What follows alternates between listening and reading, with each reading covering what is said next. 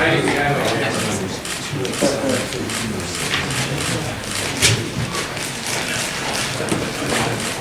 the instructions, Brian, and Yep.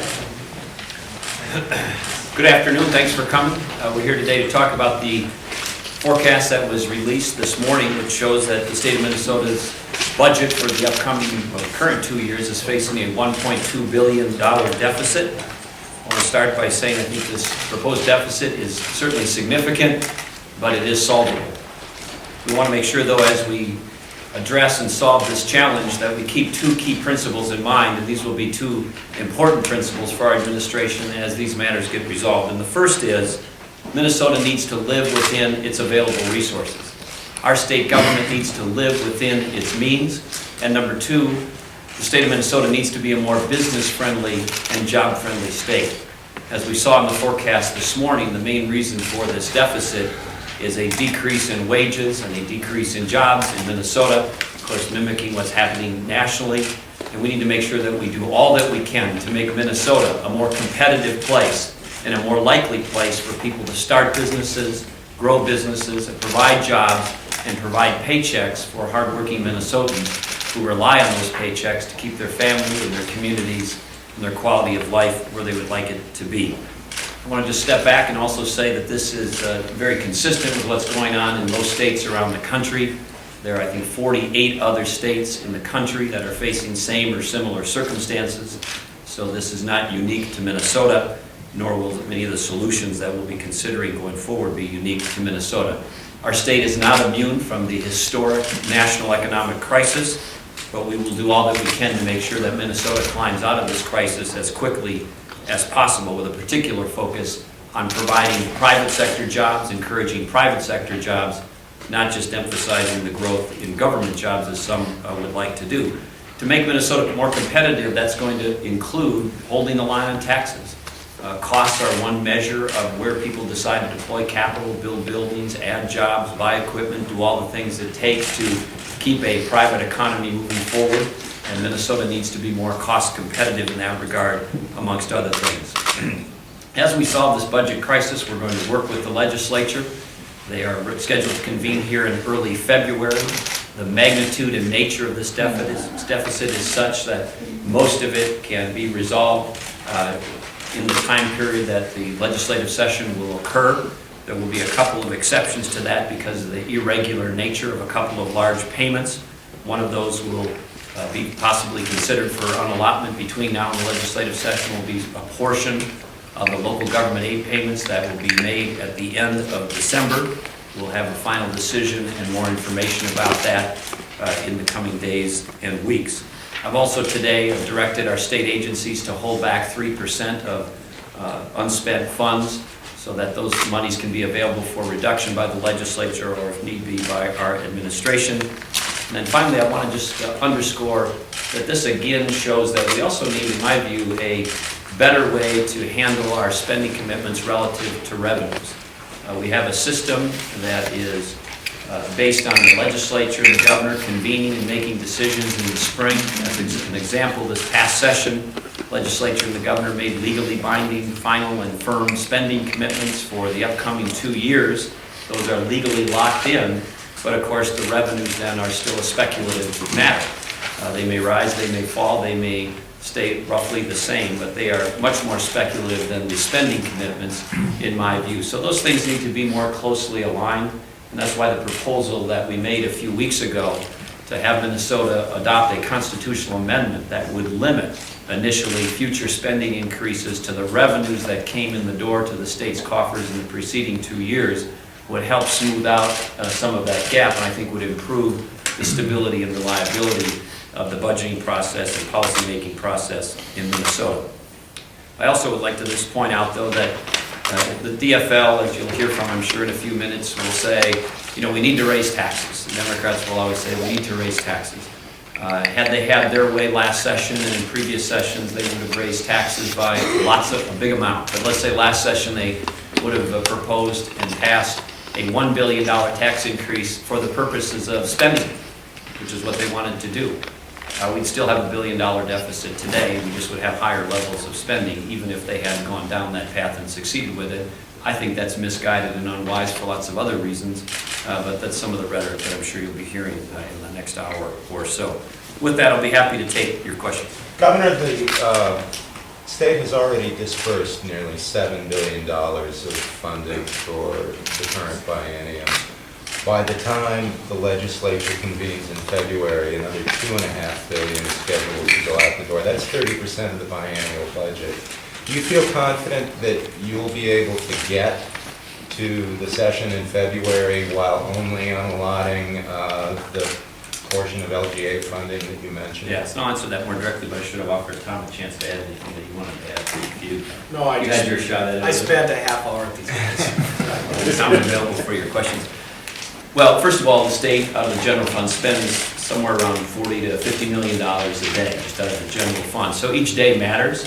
Timeliness matters. That's why we're also today asking and requesting the legislature to begin committee hearings now about any suggestions or policy changes they would like to make in advance of the session so that they're ready to act in early February to minimize any further delay after when they convene. And of course, they have the ability to convene committee hearings in December and January with that in mind. So we are very mindful of the erosion of time that occurs with the $40 or $50 million a day going out the door, but we have looked at this carefully. We've been, kind of contemplating a scenario like this for some time and have been busily working on lots of different scenarios. I am confident that with a few adjustments between now and February that we will be able to deal with this magnitude of deficit by waiting for the legislature to come and taking actions post-February 4th. Will you be submitting recommendations to those committees if they do start meeting early? Bill, we of course want to invite the legislature to be our full partners in identifying solutions and implementing those solutions. And so we want that to be a collaborative process. We'll certainly have our ideas and suggestions along the way. Some will be unveiled soon, some over a little more time. But we view that as a collaboration with the legislature, and the idea would be to reach agreement with them. But obviously, as time goes by, for the reasons that were just mentioned by the previous question, options become more and more limited. So there will come a point in time where we need them to act, need them to join with us to act, or we'll have to take a different path. Why are you interested in legislative participation and not just more on allotment? I think there's a benefit, obviously, and a responsibility to try to get this done in cooperation with the legislature. We need to exhaust those. In good faith, we need to make every effort to make that work and exhaust those possibilities. On allotment, of course, is the fallback plan, but we don't want to go there as a first option. Governor, would you agree to revenue, specifically tax increases under any situation? Is there any possibility that you might do that? And the second part of my question, Democrats say if your answer is no, that you need to be thinking about Minnesota rather than the national political scene.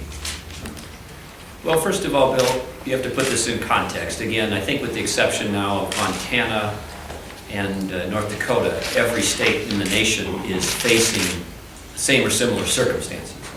So if the solution were simply, if we had a Democrat governor who raised taxes, you will find that in those states that did that, they also have deficits. So there isn't a unique Minnesota, perspective here. This is happening to the whole country. It's happening to states with Democratic governors. It's happening to states with Republican governors and the like. So please put it in some context. Secondly, you would be hard-pressed, or any, I think, fair-minded person would be hard-pressed to look at Minnesota's taxation structure and levels, particularly as it relates to income or job-related taxation burdens, and to say, relative to the rest of the country, we're undertaxed. That is not a credible argument. If anything, Minnesota is overtaxed, and we should be focused on reducing tax burdens, particularly in those areas that will be helpful to stimulate job growth and economic activity. Governor, one of the stats that was kind of interesting, the one area where there was an increase over projections was corporate income taxes were up a little higher than projected. Meantime, wages were substantially lower than anticipated. And you talk about a business-friendly climate. Yeah, but I think you were in the room. How much more friendly does it have to get? I think you were in the room, Doug, and I hope you were listening. Yeah. Maybe you stepped out for Subway. When Tom Stinson, the state economist, said that's happening for a couple of reasons. And one of the significant reasons it's happening is as companies are shedding overhead, namely laying off individuals, shedding employment, that increases their profitability temporarily. It doesn't necessarily increase their production or their output, but it certainly increases their profitability. And of course, the corollary to that is as more people have experienced unemployment or layoffs, that has driven down the total wage numbers that you saw on page 5 of the summary document. So that is not necessarily a reflection of businesses producing more, doing better. It's a function of them cutting costs. And that there's, in my view, a temporary or certainly not a permanent pathway to success doing just that. That is, one thing that they've done to cut costs in the near term, but I don't think that's a sustainable model for many of our companies in the intermediate and long term. Governor, there's about a $400 million payment, my understanding, to be to local governments in form of aid. Can you give us any sort of idea how much could be unallotted? I mean, how much do you envision, any sort of amount? Well, keep in mind the aid payments are in the summer, I think July and December, and of course there's several more of those payments that take place over the course of the biennium. So the timing of that and the magnitude of that and whether we do it at all is yet to be decided. I just want to tell you that, as I said earlier, for the most part we are going to wait and invite the legislature to join us in trying to find a collaborative solution to this challenge. But we may not be able to do that entirely as it relates to some payment schedules, and one of potentially could be the LGA payment at the end of December.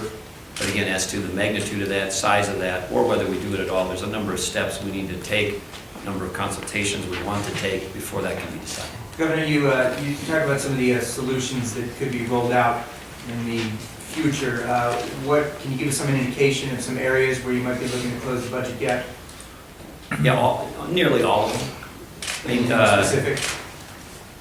Not at this time, but I mean, clearly, we're going to have to reduce spending in the state. As we've, in the past, have strived to try to protect certain areas of the budget. For example, military and veterans affairs, I anticipate we would certainly do that again. Core and direct public safety areas. But, most other areas would be up for consideration for cuts. K-12? Well, K-12 we tried to protect as well, Eric, although I'm increasingly concerned as I read the newspapers about districts giving out wage and benefit increases even during these challenging economic times. So I'm going to be doing a little investigation whether they must have extra money. Because I read almost weekly now that there are school districts giving out 5, 6, 7% increases in COLA, steps and lanes, healthcare increases, pension increases. So I'm going to be doing a little investigation into where the school districts are getting all that money. We asked them to freeze salaries. We asked them to freeze compensation levels, but many of them have not done that. So K-12 is not off the table. Well, we have historically protected them, but let's just say I'm a little frustrated with what appears to be their lack of putting their spending in the context of these times. Governor, is there anything, we just got through a meeting with a large portion of the discussion was about lost wages, lost jobs. And your solution seems to be a good one, which is to focus on the incentives in the tax code. But those are long-term solutions. Can't you do anything short-term to give Minnesotans some hope? And I'm thinking, frankly, of changing your schedule to work harder to create jobs. If you're talking about public policies that will create jobs, Jim, we're fully on that and working on this budget solution for some time, but I'm not sure I'm understanding your question. Say more. Well, I'm thinking of Governor Perpich during the last really terrible recession. He said, I'm going to do nothing but worry about creating jobs.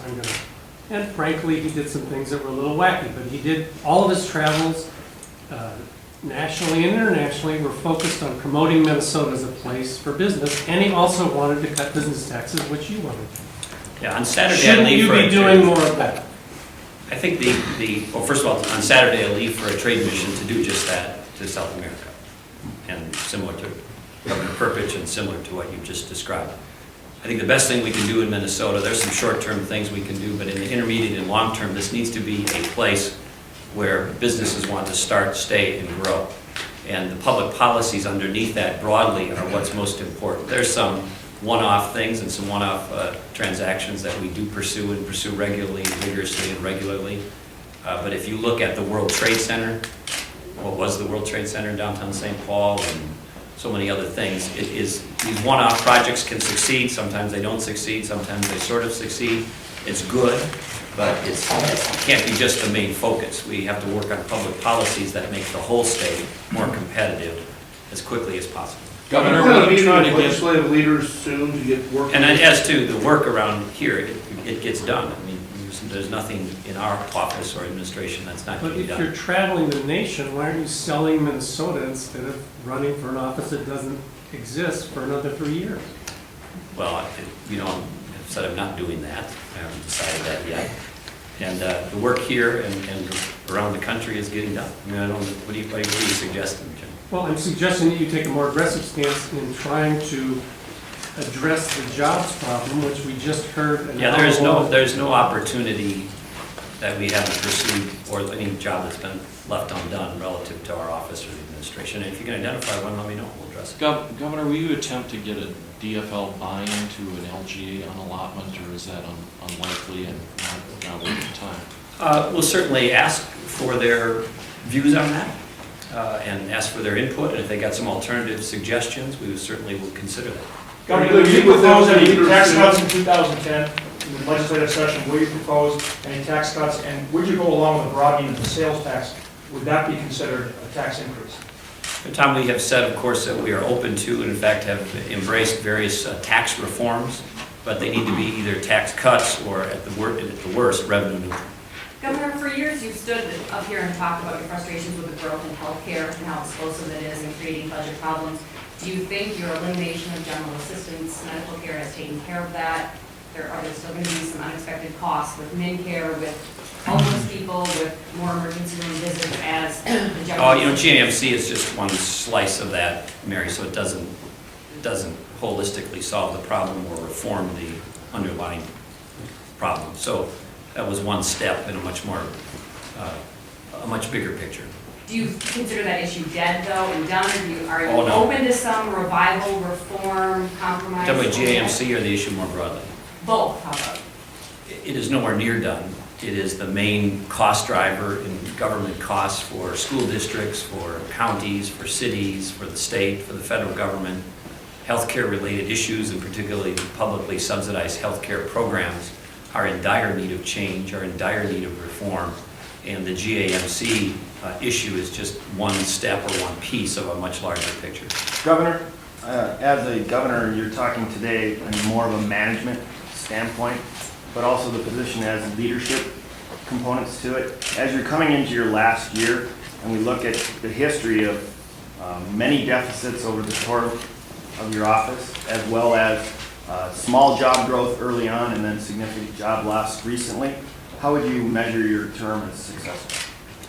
Well, what I would say, Sean, is that this situation mirrors what's taking place to the whole country. It's the worst economic downturn since World War II.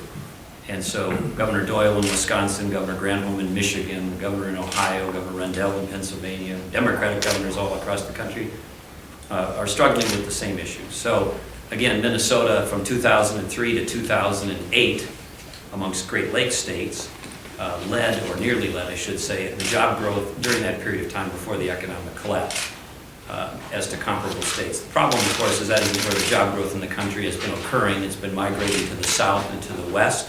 Almost every state in the country that has job growth higher than Minnesota, ranked ordered from 2003 to 2008 in terms of government spending, is lower than Minnesota, not higher. In other words, there's a correlation between lower cost, more competitive places in job growth, and a correlation between job loss and less optimistic job figures for places that are high cost, high regulation, and the like. And Minnesota falls in that latter category. There's been fundamental change in the economy. So I would suggest to you that this is not unique to Minnesota. It's not unique to my leadership. You have to put it in the context of the times in which we live. Governor, does this report put a nail in the Viking Stadium coffin for this session coming up? Well, I think this report will make for them having an interesting rally tomorrow at the Capitol when they come. Different people have different perspectives, different priorities. This building was built for people to come and advocate for what they would like, and their advocates will, I'm sure, say this doesn't change anything. They want to go forward with it, but it certainly will make their case much more difficult. Governor, staying ahead of the herd is one thing. Let's get to some other questions, Sean, so you don't monopolize it. Other people Governor, have I'm questions? wondering- Governor, I'm wondering if you have any indication. Bill, did you how- ask a question already too? Anybody else who didn't ask a question? Yeah, Governor, if the legislature came to you with an early and large bonding bill, say $1.5 billion, is that something you would support given this latest report? Well, the bonding bill in the forecast envisions about $725 million. We'll work with the legislature on a bonding bill in terms of size and scope that's affordable and reasonable. Bonding money isn't free, it has to be paid back with interest, so it doesn't just fall out of the sky. Tom Stinson gave you the measurement of what that means in terms of jobs in a rough measure, $100,000 per job for 1 year, so they're temporary jobs. So it's a thing that will be helpful. We'll work with the legislature to get an affordable and responsible bonding bill, but we have a much bigger problem and a much bigger challenge and opportunity in front of us. Bonding bill can and should and will get done in some reasonable, affordable fashion. I hope that they'll get it ready to go and pass it and present it in early February. That would be helpful. I hope that they'll focus on non-porky projects that are bread and butter, non-controversial, shovel-ready projects. But people shouldn't be deceived in terms of what that means to the total picture. It's an important slice, but it's a small slice. If you pass $1 billion bonding bill at $100,000 a job, it's 10,000 jobs. That's important, and it will be helpful, but that's for 1 year. We have 2.6 million jobs in Minnesota. So 10,000 versus a base of 2.6 million. Governor, Come you down, haven't talked legislative about leaders 20 soon and meet with them to start talking about things like this? Absolutely. And we've been, like I said, working on this and visiting with legislators informally for some time. Do you expect some type of an agreement, a three-station agreement on how to go, or do you think it'll go in typical indexation? I don't know. We're certainly going to reach out to the legislature. I'm directing my cabinet in their respective areas to go meet with the committee chairs and legislators to make sure they know our perspective on this and we understand their perspective, and to begin to see if they can find agreement. Governor, you haven't talked about 2012 and 2013. Do you plan to leave the state with a deficit? Well, a couple of things. First of all, on the structural balance, which is in the forecast, is $5.4 billion, but that assumes some things that we'll be proposing to change.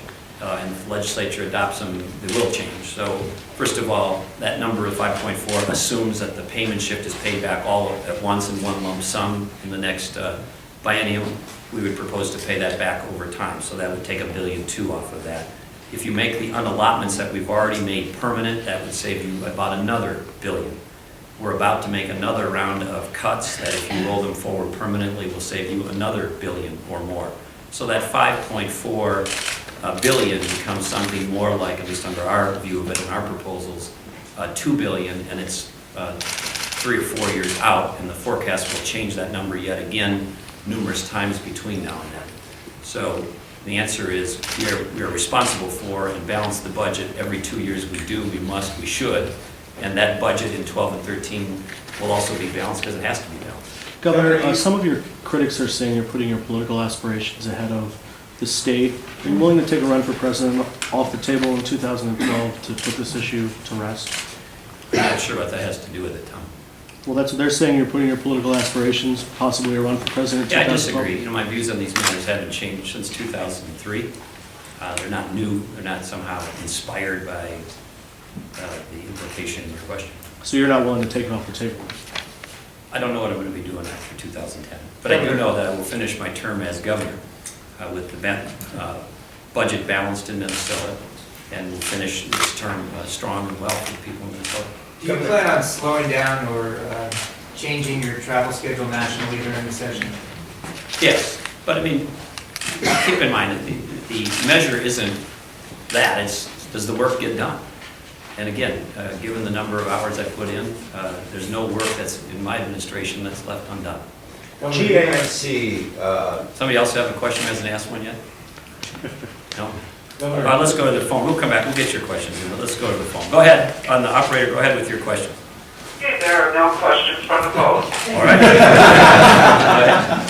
you've cut about $400 million from GAMC through vetoes and unallotments, but your administration has also stipulated that as many people as possible be transferred to Minnesota Care, which is funded through the Healthcare Access Fund, which through 2011 is you're statutorily obliged to repay any deficits in HCAF from the general fund. Given that, how much net savings do you expect to realize from the GAMC cuts you've made?